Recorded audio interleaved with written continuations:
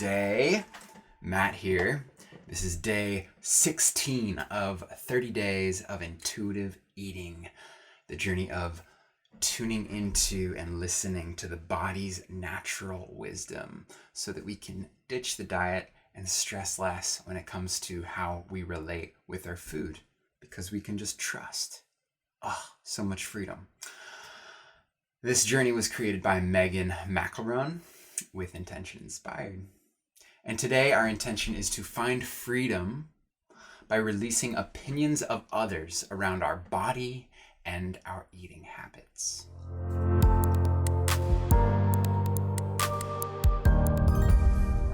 Diving right in, as we always do, with our wonderful host Megan, as she explores this intention of being unapologetic.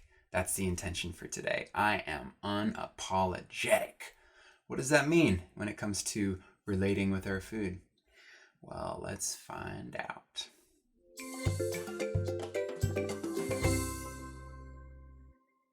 Hello and welcome back to Intuitive Eating Encouraged. Today our intention is to be unapologetic and to let go of the opinions of others around our body and our eating habits. So let's talk about that for a second. Going back to lessons on labels, we can easily fall into that trap of adopting others' opinions and reacting to them, right? We adopt them as our own opinions on ourselves. And so somebody could sit there and say something like, they could call you fat, right? Somebody can be very mean and rude and they could just call you fat, call you a name. And in that moment, it can be upsetting and you can adopt that. You could say, well, yeah, they're right, I am overweight. And then we can add a ton of other thinking onto that and we can feel really crappy all because somebody said that to us.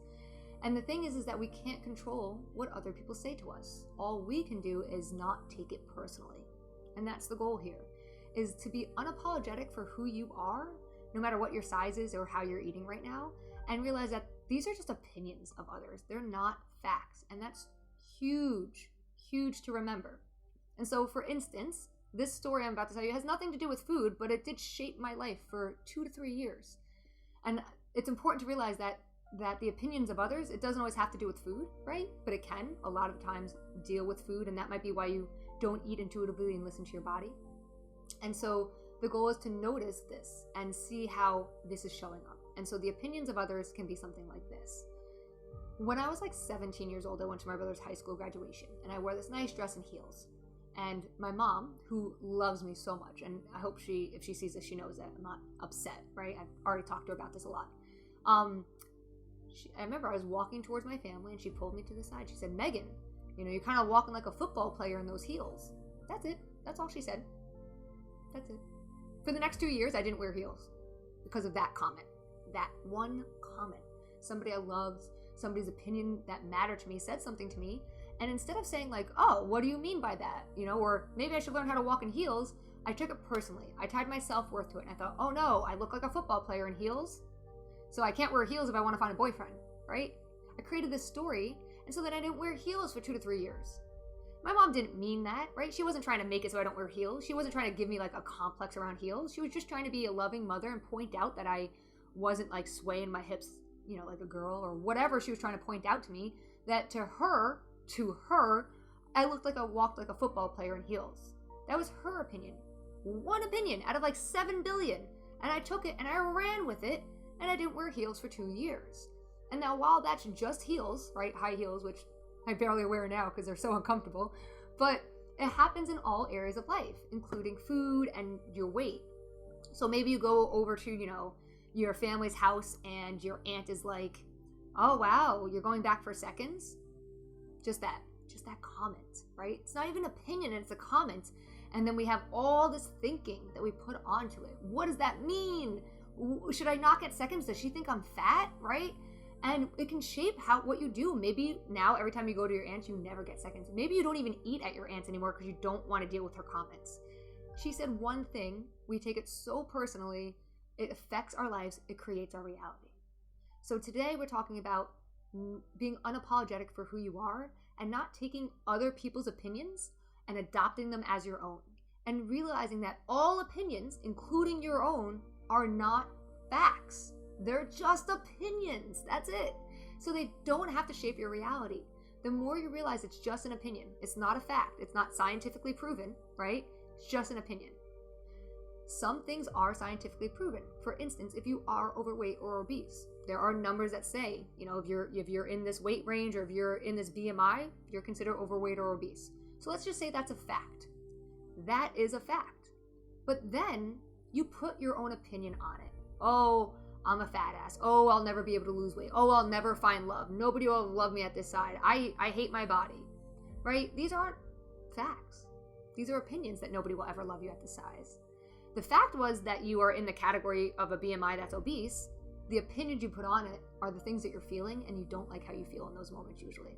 And all of this can take you away from intuitive eating, because when we don't like our body, when we are being told things by others, like their opinions about our body or our eating habits or anything, it can make it so that we want to make changes, and we want those changes to happen instantaneously, because to us, our self-worth is tied to them. And so if we're going to be worthy of love, if we're going to be worthy to be in our society and get a job or something, it feels like we have to lose the weight now. And so we need to do it quickly. It needs to be done so that we can get on with life. And so we go to extremes. We go dieting. We go calorie counting to like 1,000 to 1,200 calories a day. We skip meals and hoping for weight loss, right? And so the opinions of others can shape your reality, right? Because the perspective that you have in that moment when somebody gives you their opinion can be that of a victim or helpless.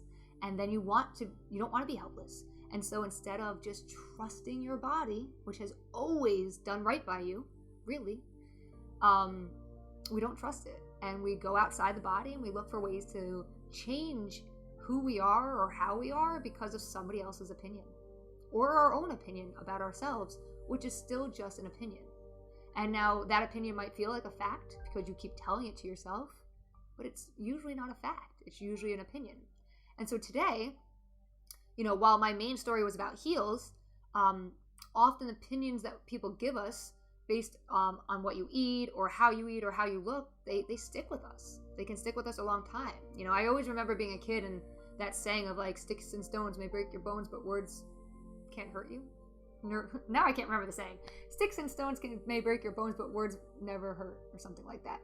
Well, it's a lie, right? Like sticks and bones, yeah, they break your bones, but words hurt. Words can really hurt. They can stick with us a long time, and we can shape our life around those words. And we can do things. We can actually do things in life specifically based off of one other person's opinion.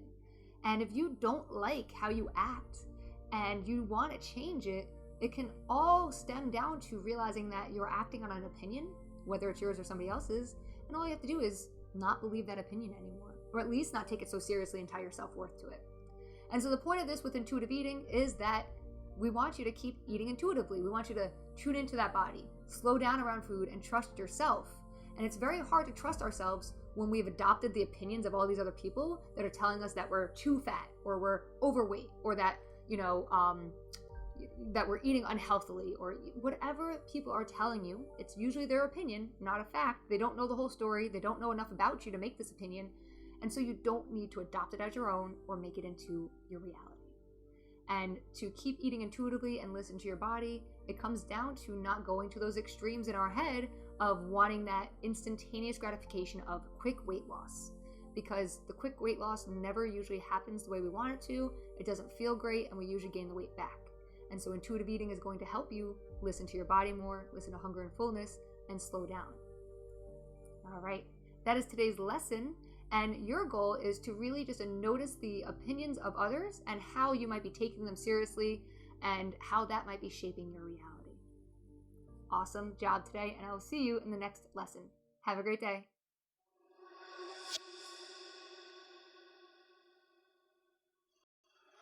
Yes, Megan, you are just hitting it home with these sessions. I feel like they're just so relevant in this day and age of conforming and behaving and trying to just fit into all these molds that people expect one another to be in, and how limiting and stripping away from the essence of who we are. And so how can we unlearn and not take things personally? And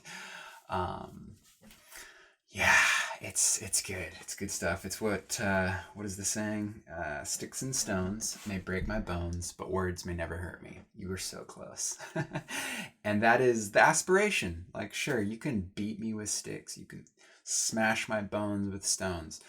But your words, I get to control how they affect me. And even though I respect this person or admire that person, or even admire and hold myself in a certain way, what are the opinions of these limited points of views?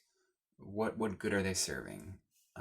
How can they be received so they bring us back to our truest nature of love? Bottom line.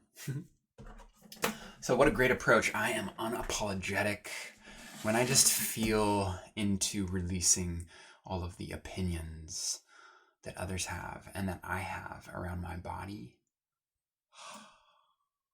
Space. I just feel lighter. It's so nice. So it's a process, it's a practice. Yeah, no doubt. Okay, diving into our healthy habit for today or this week. It's been a long journey of drinking more water. And today we are aiming for 55 ounces of water. I am fresh out of water today, which is kind of a good thing. Working up to our daily goal of 65 ounces. So feel free to spruce up your water with something extra today to inspire you to sip a little extra down as we continue to work on our healthy habit of drinking more water. Today's wise words come from Eveline Treboli, who said, "Just because someone makes an inappropriate comment does not make it true." If you have your journal handy, go ahead and whip it on out and take a moment to let go of anything that anyone has said to you that was hurtful and that may still be weighing you down.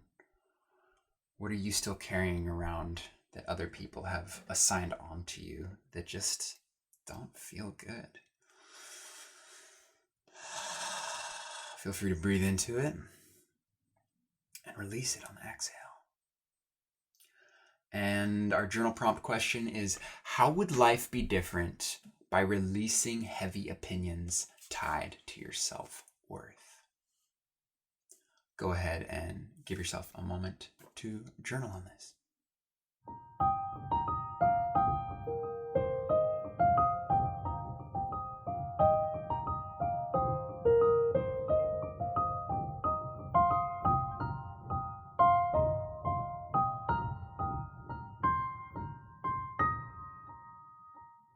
So for me, I would just naturally feel lighter and have more energy, let alone the gazillion healthy adjustments that would naturally occur with those two shifts alone. If opinions weren't tied to my self-worth, I feel like I would also be less inclined to judge and criticize others in a way where offense might be taken if I wasn't also taking things personally, or just receiving opinions as truths. So that's healthy. I meant to say helpful. That's helpful.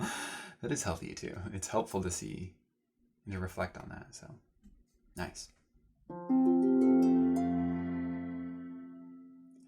All right, grooving into our last inspiration of the day, our micro challenge, which is to do one thing, commit to one thing today that you will just truly enjoy. You may have already thought of something may have just immediately come to mind, like, ooh, yeah, that thing, maybe it just takes 5 seconds, maybe it takes 5 minutes, maybe it takes 5 hours, it doesn't matter, but what is one thing that you can be like, I'm gonna do this today, no matter what, because I know it's gonna bring me joy. And that wraps up our intentional session on being unapologetic. living vulnerably and truly, and not apologizing for letting your raw, flawed, beautiful self be seen. Thank you so much for joining us today. Tomorrow, our intention is break day. We have a rest day every 7 days. We take a break and reflect and breathe. And tomorrow is also our Sunday community call. Once a week, we hop on a call, chit chat with Megan and all the other inspired souls who are on this journey with us. And so if that's something you're interested in, you just totally join. It's totally open for anyone to join. So links in the description to get involved. Till then, I trust you will just live in your truth today unapologetically and enjoy. Just enjoy. Right on. Thank you again. I'll catch you later. Peace.